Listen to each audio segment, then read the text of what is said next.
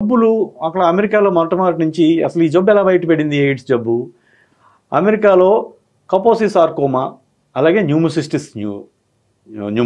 న్యూమోసిస్టిస్ coronary pneumonia అంటాం ఇప్పుడు న్యూమోసిస్టిస్ జీరోవిస్ pneumonia అంటాం అది వాతావరణంలో ఉంటుంది అత్యంత అరుదుగా వ్యాధి నిరోధక శక్తి దాదాపు లుప్తమైపోయినటువంటి పరిస్థితుల్లో మాత్రమే ఆ పేషెంట్కి ఈ న్యూమోసిస్టిస్ వస్తుంది అది ఒక క్యాన్సర్ పేషెంట్లకి కీమోథెరపీ పేషెంట్లకి లేకపోతే పుట్టుకతోటే ఈ వ్యాధి నిరోధక శక్తికి సంబంధించిన జీన్స్ లోపంతో పుట్టిన పిల్లలకి వాళ్ళకి మాత్రమే వచ్చేవి సో ఒక బ్లడ్ క్యాన్సర్ పేషెంట్లకి అలాంటిది అరుదుగా కొన్ని సంవత్సరాలకు 10 ఏళ్ళకు 15 ఏళ్ళకు ఒక్కొక్క పేషెంట్ని చూసేవారు ఈ కొంతమంది ఈ ఇంజెక్షన్ డ్రగ్ యూజర్స్లో మత్తు ఇంజక్షన్లు తీసుకునే వాళ్ళలో ఒక్కసారిగా క్లస్టర్స్గా కొద్ది కాలం సంవత్సరంలోనూ ఒక 20 మంది 30 మంది పేషెంట్లలో చూస్తారు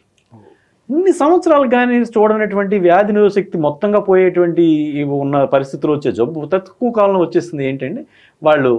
మొదలెట్టి దీన్ని చూస్తారు సో అప్పటి నుంచి ప్రతి ఒక్కరు కూడా ఎయిడ్స్ జబ్బుకు సంబంధించి అంటే న్యూమోసిస్టిస్ న్యూమోనియా గురించి చూడాలి ఇట్లయితే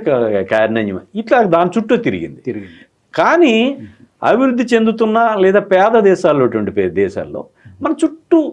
సాంక్రమిక వ్యాధులే అంటు జబ్బులు అందరూ ఏదో రాత్రి ఏదో తింటాం రోడ్డు మీద ఏదో లేక ఎక్కడో చోట కడుపు ఏదో బాగోలేదంటాం విరేచం దట్ ఈస్ అన్ ఇన్ఫెక్షన్ అవును అదే దగ్గుతూనే ఉంటాం దట్ ఈస్ అన్ ఇన్ఫెక్షన్ ఏదో ఊరిని గోక్కుంటూ ఉంటాం that is an infection so వీటి మధ్యలో మనం ఉంటాం సో మనకి అసలు నేను ఈ 24 ఏళ్లలో దాదాపు 6,000 మంది పైన పేషెంట్లు చూశాను మహా అయితే ఒక 15 మంది లో